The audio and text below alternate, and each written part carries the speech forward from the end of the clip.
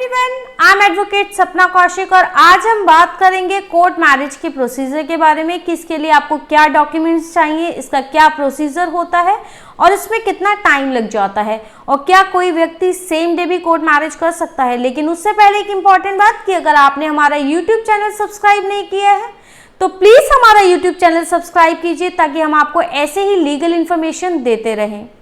हमारे देश में आज भी कास्ट और रिलीजन को बहुत इंपॉर्टेंस दी जाती है। आज भी बहुत सारे माता पिता अपने बच्चों को इंटरकास्ट और इंटर रिलीजन शादी करने की परमिशन नहीं देते और जब माता पिता से परमिशन नहीं मिलती तो बहुत सारे लोग कोर्ट मैरिज करने के ऑप्शन का सहारा लेते हैं।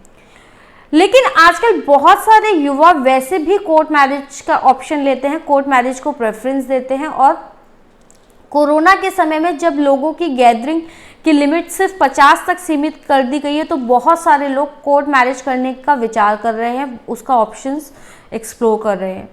तो क्या है कोर्ट मैरिज करने का प्रोसीजर और उसके लिए क्या डॉक्यूमेंट्स आपको चाहिए होते हैं। Court marriage special marriage act 1954 के अंदर कवर होता है। कोई भी व्यक्ति स्पेशल मैरिज एक्ट 1955 के अंदर कोर्ट मैरिज कर सकता है, चाहे आप किसी भी रिलीजन से बिलोंग करते हैं, चाहे हिंदू है, चाहे मुस्लिम है, चाहे सिख, चाहे ईसाई। कोई भी दो व्यक्ति court marriage special marriage act 1955 के अंदर कर सकते हैं। इसके लिए आपको सबसे पहले बात करें कि डॉक्यूमेंट्स क्या क्या चाहिए। इसके लिए आपको चाहिए आपका आईडी प्रूफ, आपका बर्थ सर्टिफिकेट यानी कि जिससे पता चले कि आपकी डेट ऑफ बर्थ क्या है। उसके लिए आप अपना 10th की मार्कशीट, आपका पासपोर्ट, आपका डीएल या पैन कार्ड यूज़ कर सकते हैं। इसके अलावा आपका एड्रेस प्रूफ चाहिए होता है, आपकी कुछ पासपोर्ट साइज फोटोग्राफ्स चाहिए होती हैं। इसके अलावा आपको एक एफिडेविट लगाना होता है जिसमें आपको बताना होता है कि आपकी एज, अगर आप लड़की हैं तो 18 साल या लड़के हैं तो 21 साल से ऊपर हैं। आप लड़का या लड़की आपस में किसी प्रोहिबिटेड रिलेशनशिप में नहीं आते हैं, आप अपनी कंसेंट से ये शादी कर रहे हैं और शादी करते वक्त आपका कोई भी लिविंग पार्टनर नहीं है और अगर आप पहले शादीशुदा थे तो आपका कानूनी रूप से तलाक हो चुका है। तो शादी करने के लिए हमारे यहाँ पर कुछ कंडीशंस रखी गई हैं। अगर आप इन कंडीशंस को फुलफिल करते हैं तभी आप शादी कर सकते हैं। जैसे कि लड़के की उम्र 21 साल और लड़की की उम्र 18 साल से ऊपर होनी चाहिए।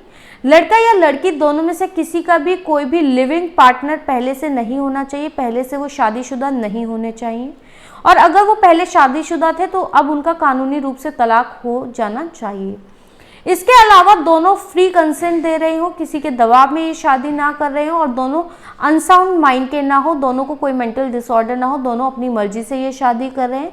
इसके अलावा दोनों के बीच कोई भी प्रोहिबिटेड रिलेशनशिप नहीं है। हमारे देश में प्रोहिबिटेड रिलेशनशिप में शादी करना मना है, जैसे कि लड़का और लड़की आपस में कोई प्रोहिबिटेड रिलेशनशिप ना हो, जैसे कि माँ बेटे की आपस में शादी नहीं हो सकती, भाई बहन आपस में शादी नहीं कर सकते। ऐसे बहुत सारे रिश्ते हैं जिनको प्रोहिबिटेड रिलेशनशिप की लिस्ट में डाला गया है।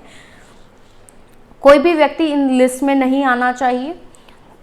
इसके लिए अब इसका प्रोसीजर क्या होता है। इसके लिए आपको 3 विटनेसेस भी चाहिए होते हैं और विटनेसेस का पैन कार्ड और उनका एड्रेस प्रूफ चाहिए होता है और उनकी पासपोर्ट साइज फोटोग्राफ चाहिए होती है। इसका प्रोसीजर क्या होता है, इसके लिए आपको मैरिज रजिस्ट्रार को एक एप्लीकेशन देनी होती है मैरिज की। उसके साथ आप लड़का और लड़की दोनों को एक एफिडेविट देना होता है जिसमें उन्हें अपना नाम, अपना एड्रेस और ये बताना होता है कि वो दोनों किसी प्रोहिबिटेड रिलेशनशिप में नहीं है। शादी के लिए अप्लाई करते वक्त उनका कोई भी लिविंग पार्टनर नहीं है और पहले से अगर वो शादीशुदा थे तो उनका कानूनी रूप से तलाक हो चुका है। ये सारी उन्हें एफिडेविट में लिखकर मैरिज एप्लीकेशन के साथ देना होता है और बाकी उनको अपने डॉक्यूमेंट्स उसके साथ देना होता है। इसके बाद मैरिज रजिस्ट्रार 30 दिन का एक नोटिस बोर्ड पर लगाता है जिसमें कहा जाता है कि अगर किसी भी व्यक्ति को इस शादी के साथ कोई ऑब्जेक्शन है तो वो 30 दिन के अंदर मैरिज रजिस्ट्रार को अपने ऑब्जेक्शंस भेज सकता है। 30 दिन के बाद की कोई डेट मैरिज रजिस्ट्रार शादी के लिए फिक्स करता है, उस दिन लड़का और लड़की 3 विटनेसेस के साथ जाकर अपनी शादी रजिस्टर करवा सकते हैं।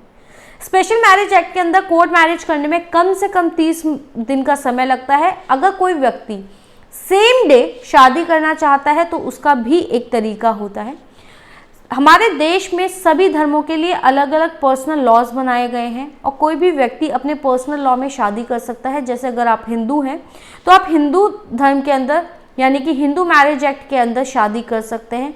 और अगर आप किसी दूसरी कास्ट या दूसरे रिलीजन से बिलोंग करते हैं तो आप आर्य समाज मंदिर में जाकर शादी कर सकते हैं। वहाँ से आपको जो सर्टिफिकेट मिलेगा आप उसे लेकर मैरिज रजिस्ट्रार के पास जा सकते हैं और आपकी शादी का रजिस्ट्रेशन सेम डे कर दिया जाता है, यानी कि आप सेम डे कोर्ट मैरिज करके अपना मैरिज सर्टिफिकेट ले सकते हैं।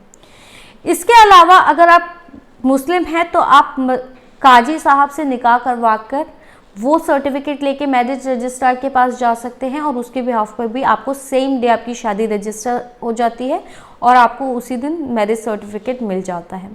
हमारे देश में आज भी शादी सिर्फ लड़का और लड़की के बीच की जा सकती है। सेम सेक्स शादी आज भी हमारे देश में गैरकानूनी है, उसको आज भी हमारे देश में कोई मान्यता नहीं दी जाती और वो आपस में शादी नहीं कर सकते। एक सबसे बड़ा मिथ जो लड़का और लड़की को अक्सर डर रहता है कि क्या अगर वो शादी के लिए कोर्ट मैरिज के लिए अप्लाई करते हैं तो उनके घर पर कोई नोटिस भेजा जाएगा। जी नहीं, लड़का लड़की जब आपस में शादी करते हैं तो उनके घर पर कोई नोटिस नहीं भेजा जाता। जो नोटिस पब्लिश किया जाता है वो मैरिज रजिस्ट्रार के ऑफिस में नोटिस बोर्ड पर पब्लिश किया जाता है और वहीं पर ऑब्जेक्शंस मांगी जाती हैं। किसी लड़के या लड़की के घर पर कोई नोटिस नहीं भेजा जाता। तो ये था कोर्ट मैरिज करने का पूरा प्रोसीजर कि अगर कोई भी व्यक्ति शादी करना चाहता है तो स्पेशल मैरिज एक्ट के अंदर कम से कम 30 दिन का समय लगता है और अगर आप सेम डे शादी करना चाहते हैं तो उसके लिए आपको अपने पर्सनल लॉ में पहले शादी करनी होती है और उसके बाद आपको कोर्ट मैरिज के लिए अप्लाई करना होता है, तभी आपकी सेम डे मैरिज हो जाती है। आपको ये वीडियो कैसा लगा और आप किन और मुद्दों पर वीडियोस चाहते हैं प्लीज़ कमेंट सेक्शन में बताएं।